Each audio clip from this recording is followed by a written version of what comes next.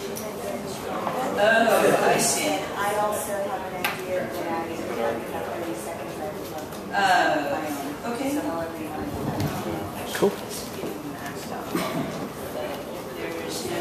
That may not have the right. So if Oh, I have one for every single kind. Do you? That works. So, Michael, while you're... Yeah, somebody else can do it. Yeah, so Aliona, you had a quick comment?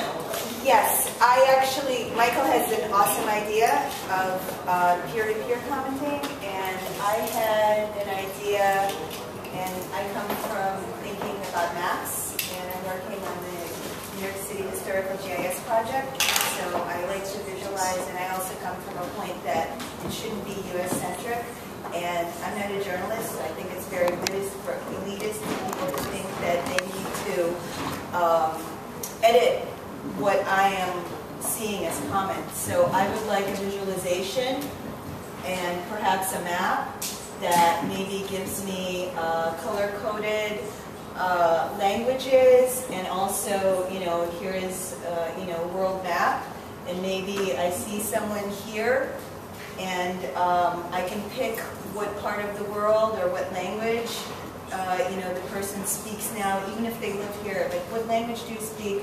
Where are you? Where are you commenting from, city and country? And that can give me an idea of, I want to know what you're saying. So it identifies you, but it doesn't identify you as, you are such and such person, but it gives me an idea of your background.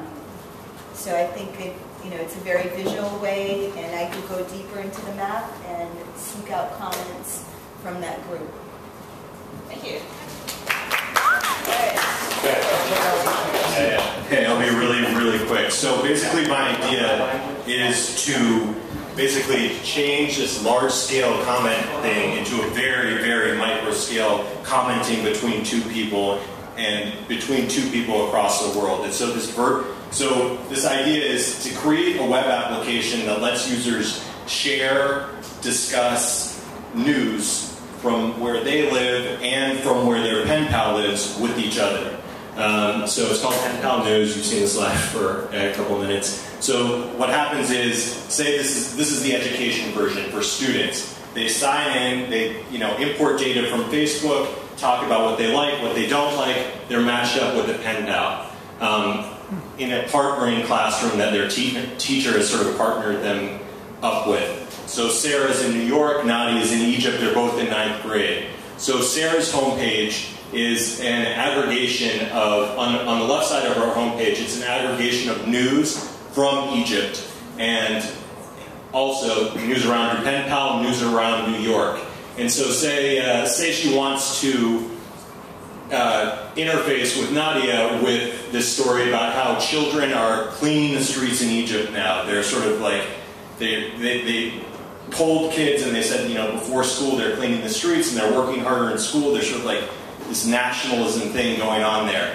So Sarah wants to find out about this. So she reads the article, she then comments on the article, and she then has a space to ask Nadia, her pen pal, questions about it. Are you cleaning the streets? What's going on there? What do you think about the revolution, right?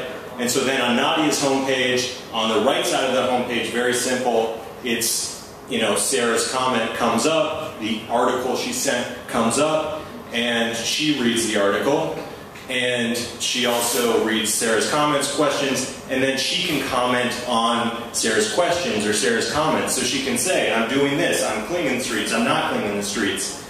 And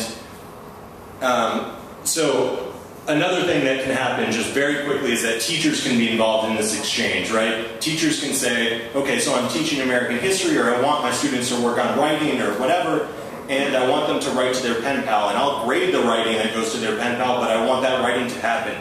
So say like a teacher's doing a unit on Mark Twain, right? And they're having their aggregation of news happen, and they see this thing from NPR about how the publisher is taking away slurs from Mark Twain's book. So they read that article, they can assign that article to all their students, they can input their own specific questions for those students to talk about with their pen pal, to discuss, and then they can,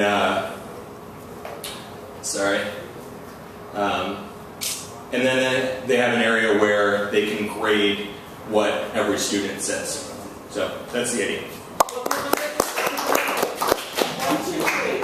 1, 2, wait a minute.